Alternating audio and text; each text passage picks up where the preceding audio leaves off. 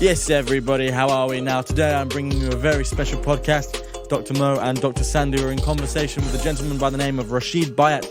He is the CEO and founder of PYF, which stands for Positive Youth Foundation.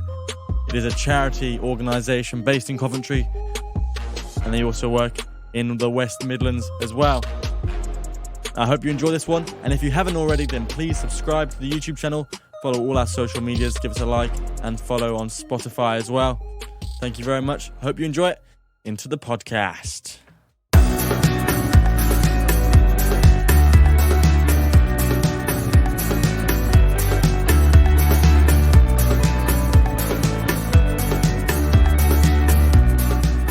Welcome everybody to this iMedics podcast, where we have a guest speaker today who is local to Coventry. His name is Rashid Bhayat. He is the Executive Officer, CEO of Positive Youth Foundation. So he'll introduce himself very shortly, but it's Dr. Mo here, co-founder of iMedics.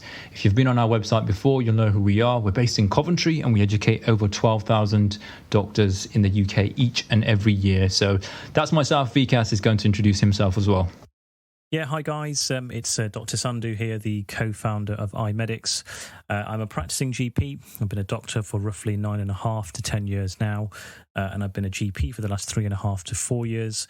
I'm still practicing, tend to do sort of 12 or so sessions a month, but lots of our time now goes on managing iMedics as the team has grown, and the number of doctors on our platform has grown as well. I'm part of the NHS England Clinical Entrepreneur Programme.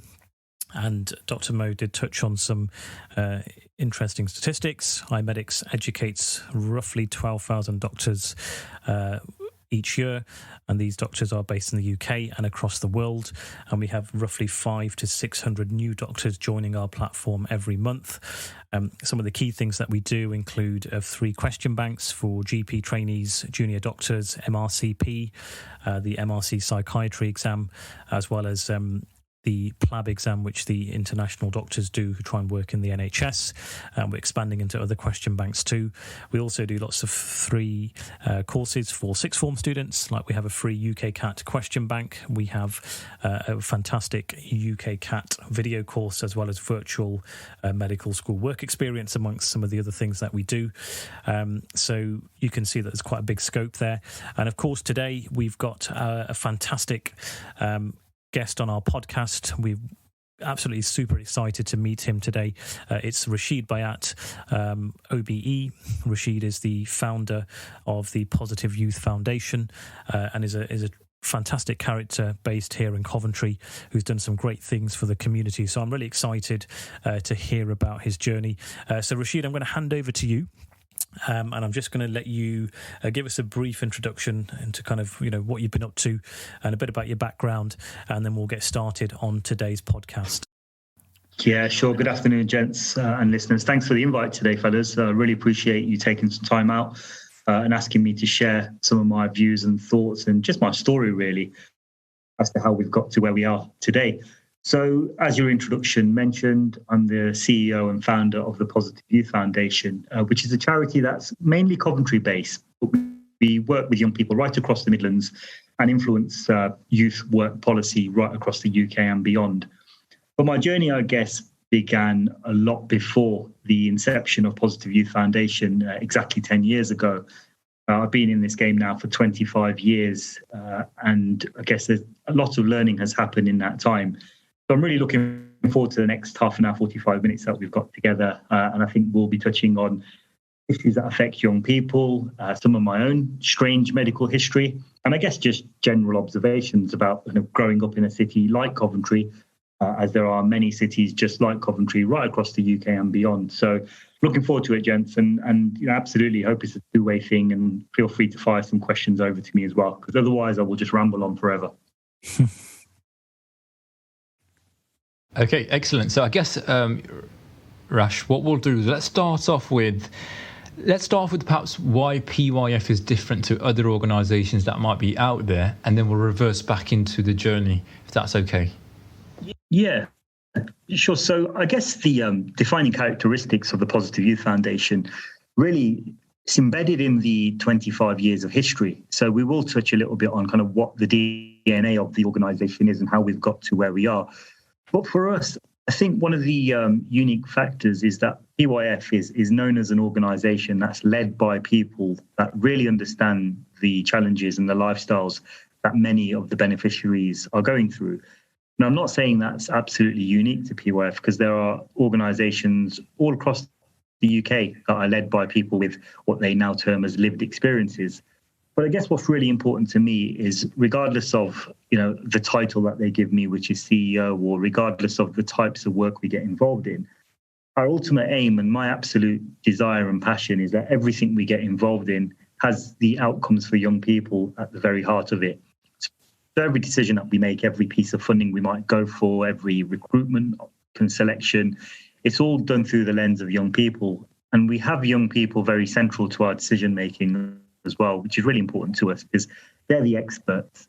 And when we do recruit to new positions within the team, we really try to look for that expertise of people who really understand what these young people are going through and have gone through and will continue to go through. And that's why I'm really inspired to be on this call with you guys today.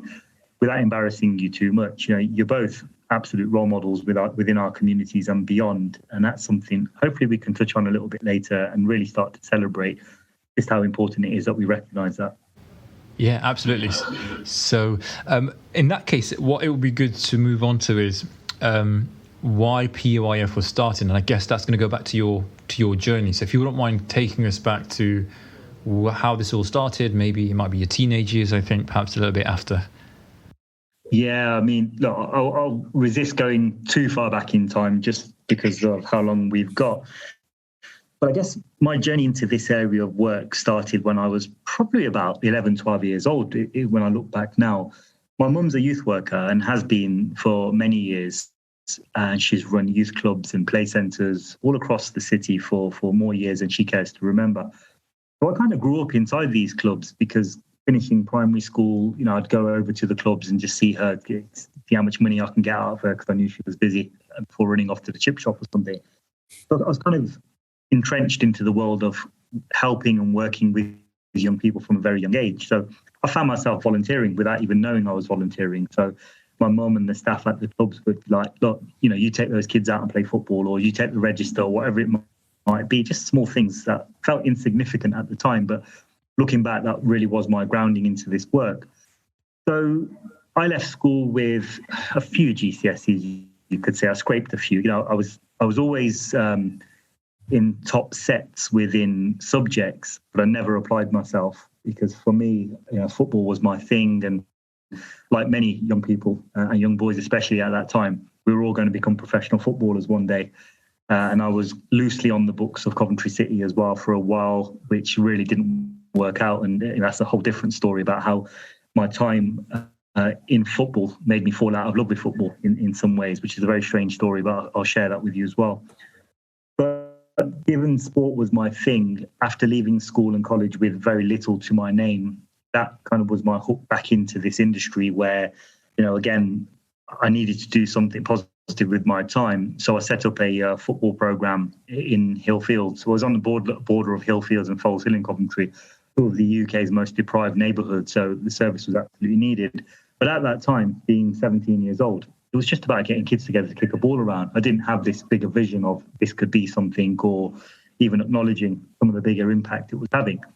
So the program was set up, and before long, the local authority came knocking and said, look, we've heard about your work. You're engaging with young people we just cannot reach. Come and join us for a year. So I moved into local authority on a 1-year contract, which lasted 14 years.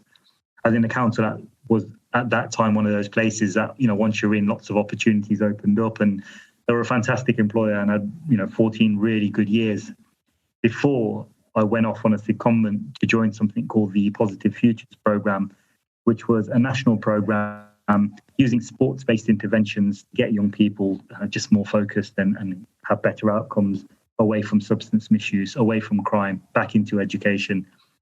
So that was, for a few years, I went off and worked with the Home Office.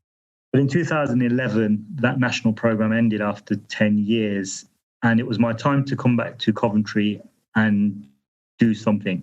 And because I'd been out on the national circuit, I'd seen so many good examples of how organisations can be established for the betterment of young people and communities. So I came with all this different type of learning, and I wanted to do something with it. So in 2011, we set up the Positive Youth Foundation as a charity in partnership with a number of organisations such as the local authority and a number of funders. The charity was set up, and it only started with myself and I'd say a couple of other full-time employees who are still with us today. And we started off with a real blank canvas saying, look, let's just be there for when young people need us. Let's help them with their education, with their mental health, helping them to keep safe from all forms of exploitation. So it was a real broad brush kind of intention. Fast forward 10 years, the organisation now employs around about 30 full-time members of staff. It's fast become one of the largest youth organisations doing what we do. We're able to influence policy right up to kind of the Prime Minister's office across Whitehall, etc., through our kind of policy implementation work. And we also work with a number of funders up and down the UK to ensure that programmes are reaching young people. More specifically, the programme really targets young people that are either not in education, training or employment or any form, and those furthest from education or employment. We work closely with newly arrived refugee asylum-seeking children and families, so those that are coming into Coventry either through Syria, potentially through the Afghan programme, but clearly that's going through a number of challenges at the moment. And then very soon, surely, those coming in from Hong Kong. So there's a real broad kind of welcome to communities coming into Coventry. We also work closely with health professionals to support young people to understand their own health, be it mental health, physical, emotional health, which is, has some real serious outcomes attached. We are the honorary partner of the UK City of Culture, which is Coventry, for the 21-22 year, and we played a very key role in helping the city to win that title. And clearly, we've got the year to look forward to see what comes of that. There's also a lot of work involved with young people that are either exploited into violence and all other forms of exploitation. But I know we'll talk a little bit about that in more detail, given that we've had some real sad times in Coventry over the last few years with real tragedies, with young people losing their lives and also many finding their way into the prison system for wounding, serious wounding, murder, attempted murder. So some real detailed work. That has some real complexities, I think, and some sensitivities around, and we need to really get things moving and get it right quickly, because that's not going away anytime soon. But PYF really exists to support those young people who find themselves in challenging circumstances. That's really how we kind of promote the organisation. We are very keen not to stigmatise young people with labels such as young offender and all those lovely labels we use on young people, which they really don't deserve, because these are young people that have found themselves in a circumstance quite often not of their own doing. And there's some real conversations that need to be had. I think health professionals are very well placed to have this conversation. And that's the role of policy in the lives of young people and the decisions that we as adults take, which then negatively impact on the lives of young people, and especially those that are already facing disadvantage. And it's how we can come together as a community to understand shared policy, shared objectives. So that's certainly something I'll be looking forward to chatting with you guys about. So PYF works with about 3,000 young people in Coventry alone each year. Certainly not a numbers game. We try to ensure there's quality outcomes for young people. Whole range of provision, being education, drop-in centres throughout the daytime for those that are otherwise kind of disengaged from school. There's lots of community and evening provision, which is could be sport-based, music, drama, whatever it is that takes the interest of young people. And more recently, we've been quite active in ensuring that the voices of young people are heard. So we're currently developing a suite of resources which will help professionals from all sectors, in particular the health and criminal justice sectors, to better understand the needs of young people, but it's done in the voices of young people. So we're opening doors for young people to be able to have legitimate and credible access to adults who are making policies and decisions that affect their lives. So that's the snapshot of the Positive Youth Foundation. For more information, feel free to jump onto either our social media, which is at Positive Youth Foundation, or our website, which is positiveyouthfoundation.org. Excellent, Rashid. That's a really good overview of obviously many years of work, isn't it, before, to allow Positive Youth Foundation to expand as it has. And help as many people as it does. I've got an interesting question for you, because obviously lots of our audience will be either medical students or doctors at different stages of training. You mentioned basically focusing on prevention, so how you can prevent some of the things like knife crime, and some of the serious crimes that you guys have kind of witnessed in Coventry. What kind of advice would you give healthcare professionals when we're focusing on prevention of these kind of acts, really? Because obviously we do see lots of mental health, especially in general practice. Is there anything from your experience that you've seen? You've mentioned sort of sport-based interventions, drama, and other things that could be done. But what advice would you give healthcare professionals when we're dealing with these type of cases, and a bit to try and prevent something serious from happening? Yeah, it's a great question, and I'd really urge and signpost healthcare professionals to look at the model that was developed in Glasgow around their public health approach to tackling serious violence. It's a really strong reference point to some really exceptional learning that was done in Glasgow, because they found themselves as the world leaders at one point of knife crime or knife-related incidents. They really had to do something which was innovative and quite unique to their area to try to address some of this. And I know the UK is looking at a public health approach, and it looks different in each city or area, which quite rightly it should. However, one of my concerns or critiques of our way of working is we all too often forget to involve the public when it comes to a public health approach. So all too often we see quite shoddy consultation events, which then tick off the fact that, yeah, we've spoken to young people, we've spoken to community members, and we'll do what we as policymakers wanted to do in the first place. So we've got to be a little bit braver in who we listen to. And a big part of that is being able to access those young people and community members who really know what's going on.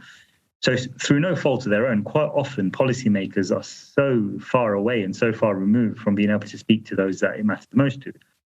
So if we talked about people, in a local authority, how accessible are the kids who are most affected by this kind of thing? 10 o'clock on a Wednesday night in Canley, Woodend and Hillfields, they're not going to turn up to your office at 10 a.m. in the morning to fill out a consultation form.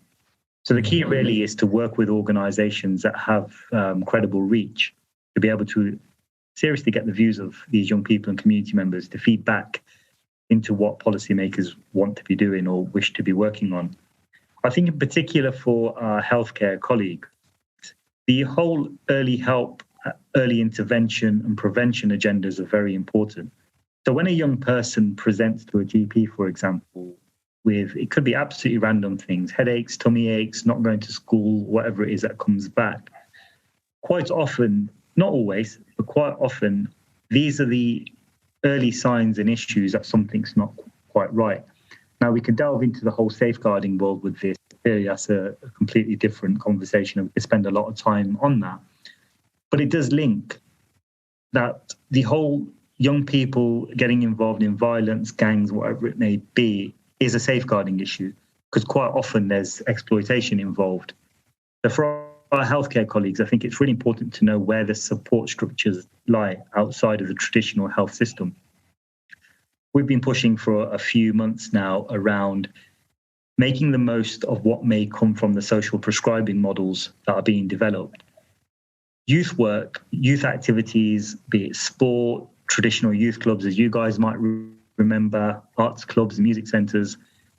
Wouldn't it be fantastic if they could be prescribed to young people in a way that they can be treated as something very positive for that young person's mental, emotional health, where they could go along and hopefully be attracted to a positive group, positive role models, safe adults to talk to, somewhere safe to go in the evenings to keep them out of harm's way. Because quite often young people are ending up in these circumstances and situations by the hands of older young people or young adults who are exploiting them. So our healthcare professionals would do well, I think, to tap into their local resources, be it youth centres, youth clubs, to be able to create those links. However, behind the scenes there, we're talking about the most drastic cuts to the youth services that we've ever seen in the UK. We've lost, I think the last figure was we've lost over 85% of all youth provision that previously existed. Now, whilst that's an absolute disaster, what we've got is an opportunity to rebuild. Because if the resource is replaced and we get a new youth service, one thing is for sure is that it can't look like the one that was there before. Now, I get into a fair bit of trouble for saying that, and it's not a popular view, I don't think. However, I do think that our own sector, the youth work sector, has played a big hand in its own demise because we weren't mature enough to understand the resource that we had available. Youth clubs were locked up more than they were open, which, just is unfair on the local young people. And too many young people told us that the youth clubs that were in existence, they were banned from because for whatever reason.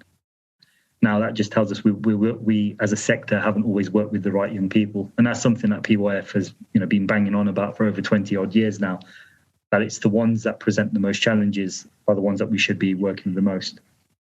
So going back to your question around healthcare professionals, I think it's about understanding and creating a real pathway into the local landscape of who can be there for young people when young people are presenting to you guys as GPs or health professionals with issues that just look like they need a little bit more kind of scratching beneath the surface.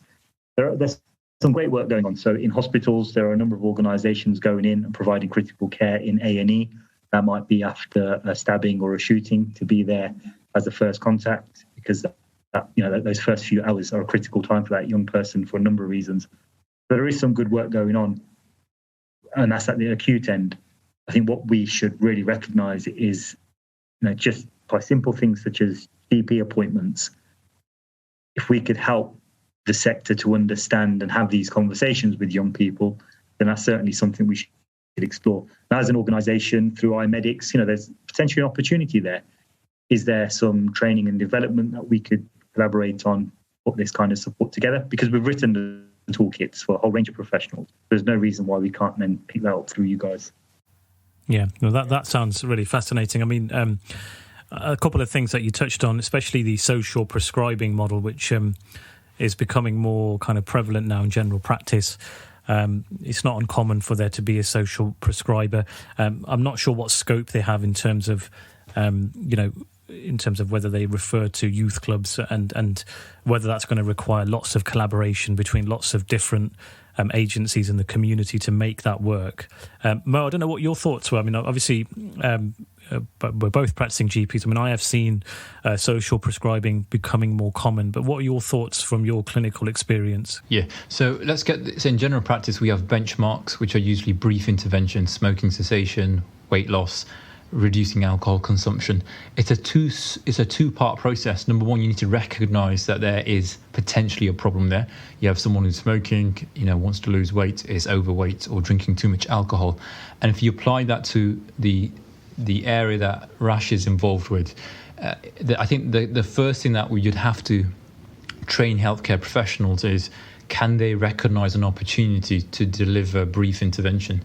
So not always do these patients, these young teenagers, young individuals come to our clinics, and it's not very obvious to pick out, okay, is there a potential opportunity here to signpost to an organisation like PYF?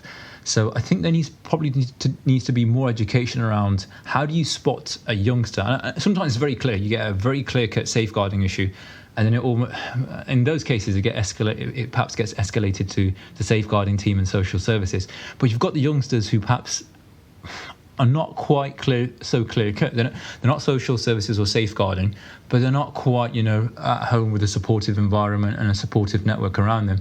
I think it's those individuals, if you're able to identify. Now, I don't think healthcare professionals have enough training around that. And then number two is then when you're able to signpost and have that brief 60-second intervention in a 10-minute consultation. Because Rash is right. They're coming in for their headaches, their runny noses, perhaps their ear aches or temperatures. You do all those checks. But then if you've got 60 seconds where you could potentially change the direction of that young person by connecting them to an organisation that could provide more support, that I think is where healthcare professionals ideally need to perhaps step up to the mark. And I'm not aware of any teaching currently that fills that gap in between clear-cut cases and the very well, young individual who's grown up in a healthy environment and actually is doing well. So it'll be something for me to think about going away from this podcast. But yeah, I'm going to pause it there for a second because, Rash, I don't know if you want to bounce some information back from there, or you want to perhaps delve into a different topic. Yeah, I think just to pick up on your point there, Mo, you're absolutely right in terms of having the ability to recognise what's going on in a young person's life varies case by case. Some young people may be at absolute crisis point and they will present the information black and white. This is what's going on. I need help. But what we've found over the years is that is very rare. Quite often, you need that ability to be able to build up that relationship of trust. And unfortunately for GPs, you don't have that time at an appointment, for example, to be able to build that link. So I think the key really is for us to be able to work up to a point where at least GPs and healthcare professionals are confident enough to be able to have that very meaningful first interaction. Because like all relationships, but more so with young people, those first few 15, 30 seconds, couple of minutes, it's critical to that young person either being able to build a relationship of trust with you or not. And, we're all working against targets now, and time is an issue and resources are an issue. So I think anything we can do to help any professional that seeks this knowledge or just wants that kind of validation of what their practices are, we're more than happy to help, because that could be the difference quite literally now between a young person thriving or really struggling in their lives, which can have catastrophic kind of outcomes if we get it wrong. So, yeah, I'd certainly think there's ground to develop that conversation a bit more and see what more can be done to help professionals. Just to take that idea forwards, Rash, I think there's three things. So I think an algorithmic method may help here. Number two, it would be useful if healthcare professionals could network or liaise with organisations like PYF or other organisations that work in this space. And then I think you're absolutely right, always approaching the key demographic we're trying to help to get their input. And I think if those three things can come together, you may then be able to develop frameworks that healthcare professionals could potentially utilise that would work. Because the last thing you want is a civ-like system where you're losing a lot of the opportunities. Okay, let's. So Rash, I tell you what. Let's. I don't know if you want to talk a bit about your because I know you're involved quite a lot with the knife crime, but you've also got some personal medical stories you want to touch on. So I don't know which one you want to start off with first. I just saw this as a free opportunity to get a load of GPs and health professionals for consultation. That's all it was. But no, joking aside, we all live stressful lives now. Most people on this podcast and listeners will be professionals in their own right. And the one thing that many of us utilize, I guess, as just to be able to balance our lives off a little bit are our hobbies. And for me, football was my thing. Not only, was I coaching pretty much full time at one point, but I was also playing 2 or 3 times a week.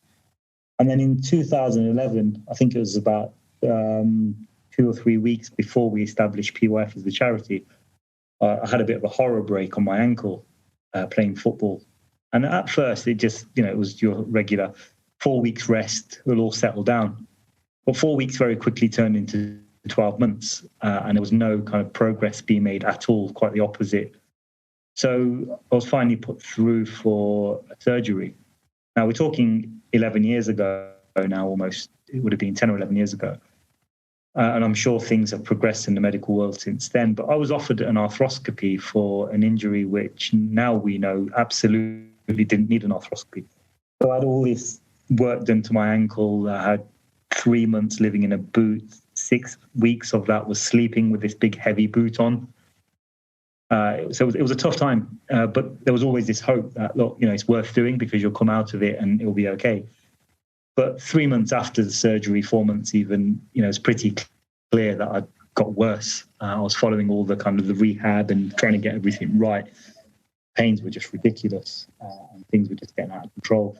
So a year after that, I had another kind of ankle surgery, which was almost treated as a rebuild. And it was done by somebody who was the then surgeon of the British Jockey Association. rehabilitation. So dealing with some serious injuries from horses trampling on people, etc. So he rebuilt it. And that gave me the ability to at least walk again properly, because I was struggling to walk at one point. Things obviously start to get you down because you've lost football altogether. You can't go to the gym. You can barely walk around. My kids were still very young then. So my lads are now 22 and 19. So you can imagine, they were only little kids at primary school at that time, I think. That was quite a stressful time as well. And then year on year, I was having different surgery just to try to get things moving again, never mind playing football again. But in 2018, I was fortunate enough to have approved funding for stem cell therapy. Now, I don't know all the medical terms for it, so you'll have to jump in, guys, if I get it wrong. But effectively, what they did in a place in Gaboin called the Robert Jones and Agnes Hunt Trust, they found a surgeon who is one of very few in the UK that was authorised to deal with stem cell therapy. Lovely guy, real gentleman, real professional doctor. So they took some stems out of somewhere in my back, and whilst I was knocked out, they kind of spun them into stems and injected them in. And then after about 12 months, I could already feel the difference, and I started walking again a little bit better. Now, 2 or 3 years later, I'm still no close to being able to play football again because it really flares up still. But I had an MRI not long ago, and what they found is that whilst the progress was made, there are still significant defects on the ankle bone itself. So the options really were to fuse the ankle or go for another run of the stems. So what I'm hoping to do really is in a year's time, maybe go for another round of stem cell therapy if it's possible, and see if that kind of just helps repair things. But I guess, I have to be realistic. People have had much worse injuries and lost a lot more. But the lesson for me was just how important physical activity and the ability to do something like that is on our lives, especially if we're living busy, hectic, mentally demanding lives with our jobs. We should not take that for granted, really, because, I've lost that for 10 or 11 years. There's an element of immaturity from me in that, because year on year I was hoping, right, I'm going to recover. This is the one, and I'm going to be fine. I'm going to start playing again. But really what I should have done after the first year is just had an honest chat with myself, say, look, football's gone. You can't run anymore. Find something else. And I guess one of the dangers was I tried other things. I tried going to the gym. I tried playing golf. But all of those things require an element of ankle movement. So I found it quite debilitating. However, there's still plenty of other things I could have been doing, I should have been doing. So it's finally hit me, after 11 years that, right, it's not too late. Find something you can do, which, you still kind of isolate the ankle while you're doing it. But we really do need to respect our bodies a lot more when we can do good things with them. And I guess I encourage my team, and I urge my team at POF as well, is, just do as much as you can while you can. You just don't know what's around the corner. And when that time comes, you'll certainly regret not looking after your body and making the most of those opportunities. And it all ties into our own mental health. And I know that's been under the microscope following kind of COVID and a year in lockdown, but it's so important that we really look after ourselves. But equally important is that we look around us, see who else we're responsible for, be it our family, our friends, our colleagues, people that work with us, for us. We've got to reach out to people and help them to understand their journey as well, because people are struggling. People have always struggled and people will always struggle. But if we can just do that little something that can make life a little bit easier for somebody, then we certainly should keep pushing on that. Yeah, that's excellent. No, that's some really good points, Rashid, there that you've made. And certainly even me and Mo, I think we try to incorporate some form of physical activity. I mean, for myself, I tend to go gym sort of 3 or 4 times a week. I'll either do boxing or play football once a week, or go for a run. So, and I always find that, it's always difficult mentally. If I don't do the exercise, I feel very sluggish and lack energy to get other tasks executed. So I always make sure it's very, very important. Even today, before this podcast, I went to the gym, made sure that, I went in a timely manner so I can get home, did my chest and biceps today, just a weight training session today. But it makes all the difference. And I think, Mo, you've got your routine as well, haven't you? And we both know how important it is in terms of physical and mental health, and also prevention of disease, heart disease, diabetes, and various other conditions that we see in practice. Mo, talk us through some of the things you do as well in your time. I think you like to do some physical activity every day as well. Yeah, I do. So 3 times a week I try to do some yoga or Pilates or calisthenics. I think very recently the CEO of Google touched on this subject, and he made a speech, and the speech lasted only 60 seconds, literally 60 seconds. The whole speech was done. And what he said was, imagine life is a game of 5 balls that you're juggling in the air. One of the balls is rubber and the rest is glass. So you got 4 glass balls, 1 rubber ball. And the 5 balls are work, family, health, friends, and soul.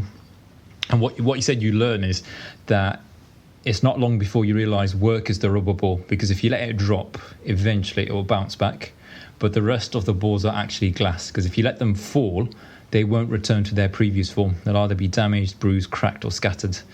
And so this is exactly what Rash touched on, which is, his ankle, that's essentially his health. And if something goes wrong there, that tends to stay with you for a very, very, very long time in some instances. But you're right. I try to take care of my health, not as much as I could do. Me and Vikas, Rash, obviously working around the clock, 8 till 8 most days. But yeah, so Rash, I don't know if there's anything else you want to touch on the surgery elements that you'd like to highlight to our listeners, or do you want to divulge into perhaps a different topic altogether?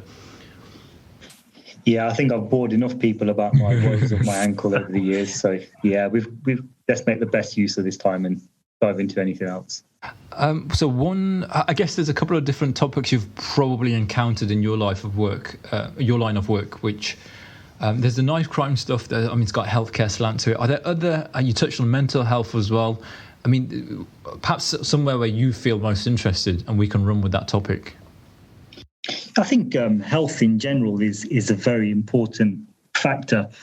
I think there's some obvious truths in what I'm saying, but if we look at young people who struggle in the employment market, for example, if you look at young people that get drawn into a life of crime, if we look at young people who are arriving here as refugees, asylum seekers, and looking at their prospects, there is a golden thread that goes through all of these lives that if we can get right, then that young person becomes absolutely whole in what they want to achieve. And to me, that is good all-round health.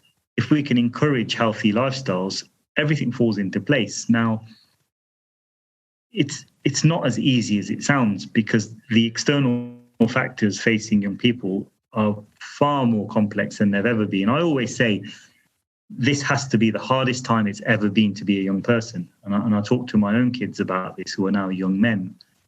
They've had to come through a really strange time growing up, because when my lad was born in 1999, clearly there was such a thing called the internet.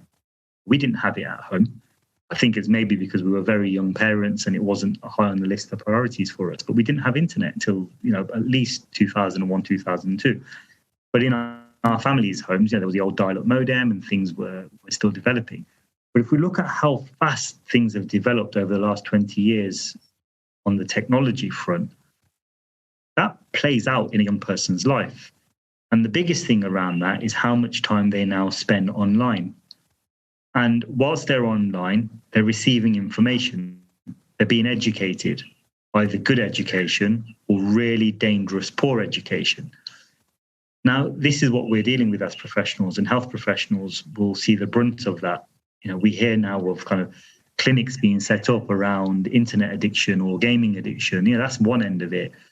But if you look at the everyday young person, we ran a survey a couple of years ago, and it talked about 1 in 3 young people wake up during the night just to check their phone. And that's for a fear of missing out on what might be happening on their group chats or a friend social. Now, if we think about that in reality, a young person is breaking their sleep to check their phone. It starts to make you wonder how that brain is now wired. And I can't point fingers, because I was one of the first generation of BlackBerry users. And it's the worst thing that ever happened to me, is that I owned a BlackBerry at such a young stage of my career. I just wish I didn't go down that route. So we do have to acknowledge as health professionals damage that's being caused. As good as it is, the technology is great, of course, how you use it and all that. But young people need a lot of guidance and support around the use of technology. So these are the things that we have to start to think about. The health of young people is so diverse. We talk about simple things such as childhood obesity being so high, especially with year 6 age children. We talk about lots of kind of physical health issues. Young people are exercising less than they used to. So these are all real natural kind of things that we need to look at.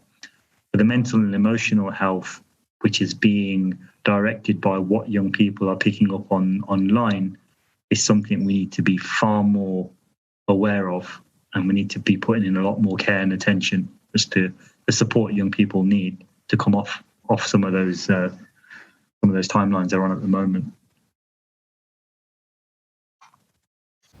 Okay, excellent. So, Rash, just touching on that, is it, because I know we've only got about 5-10 minutes left before we have to wrap up. So there's the technology component, which is obviously quite fast moving now. You've got things like Facebook, Instagram, Twitter, you've got groups you can join.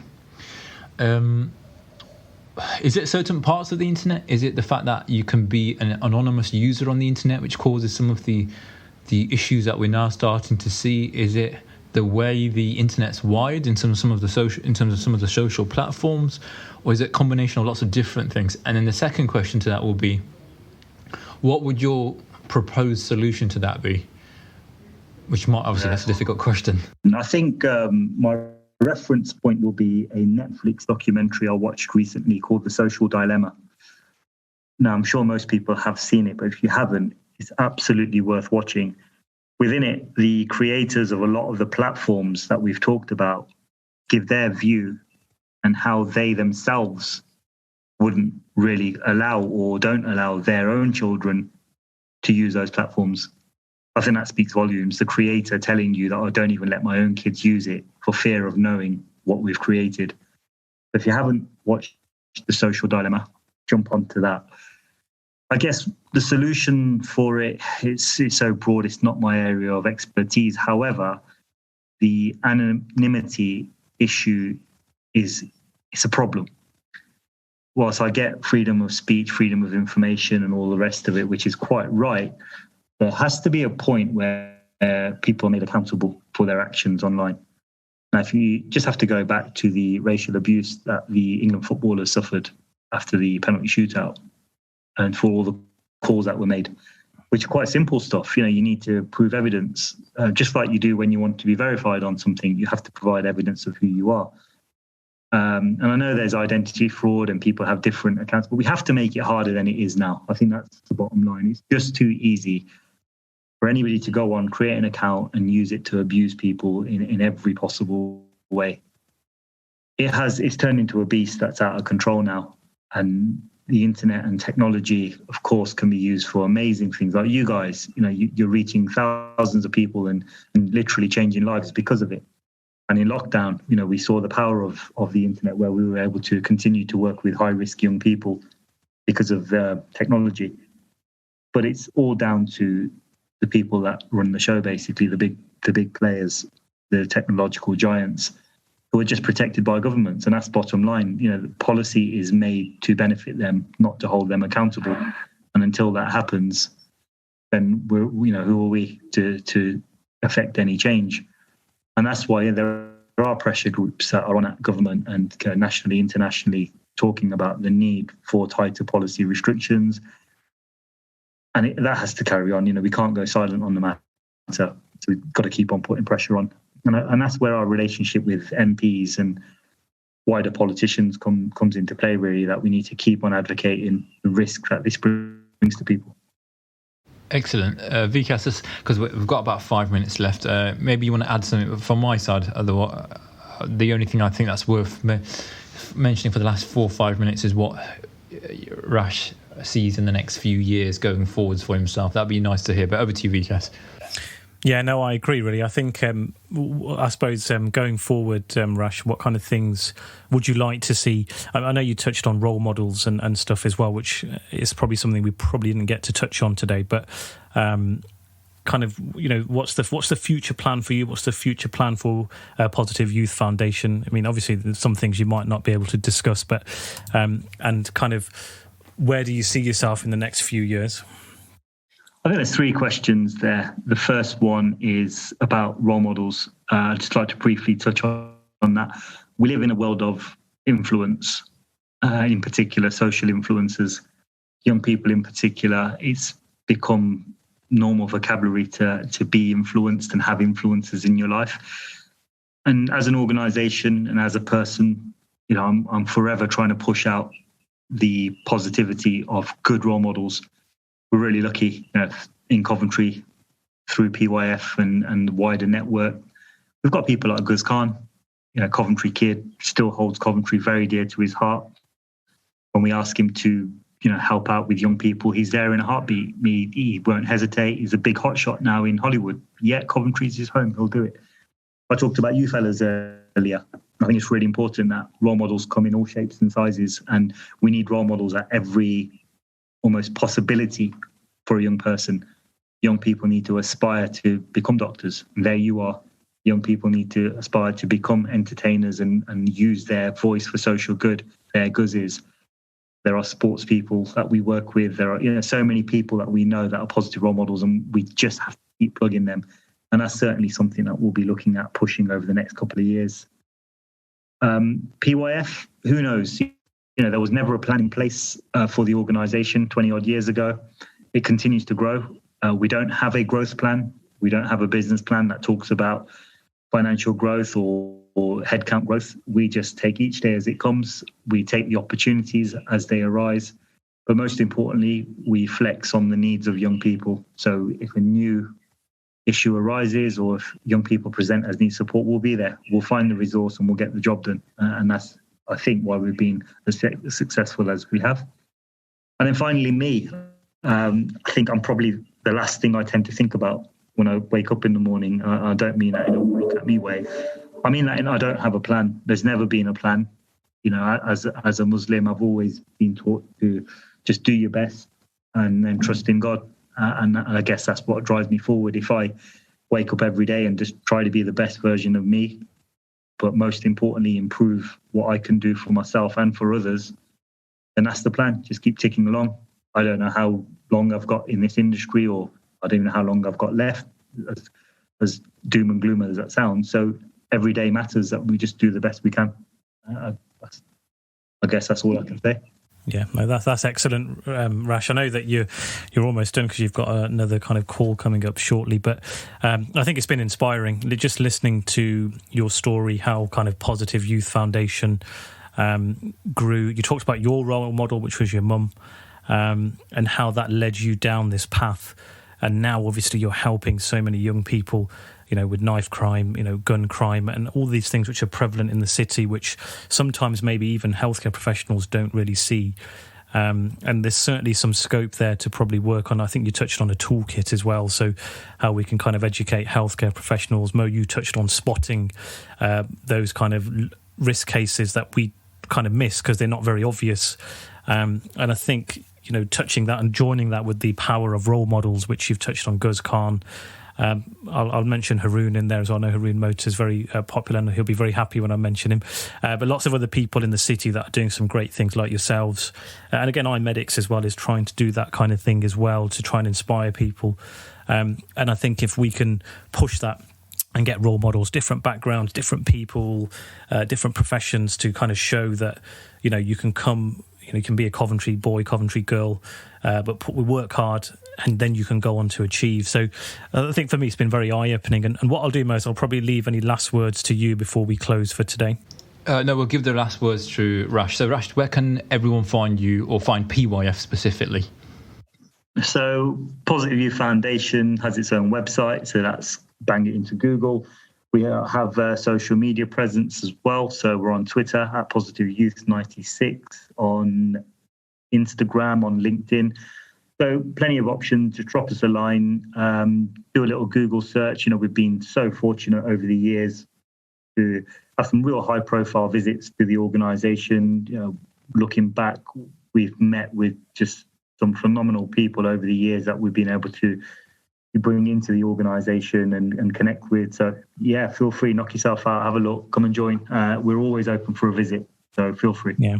Definitely, we'll include your links. And actually, I can't believe we didn't mention this, but it was Prince William and Kate who came to Coventry, didn't they, to visit the Positive Youth Foundation and visit yourself, Rash, as well. From what I remember, quite a few years ago.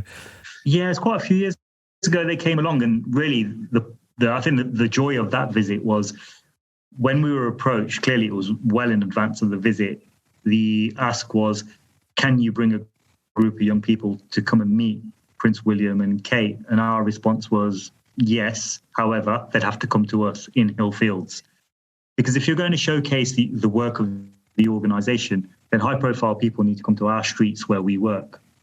That's important. Otherwise, you're not showing the reality of the work, and that's something that we maintain. And we've lost high-profile visits because of that. We stand by our credibility and the relevance of it all. That it's got to be authentic.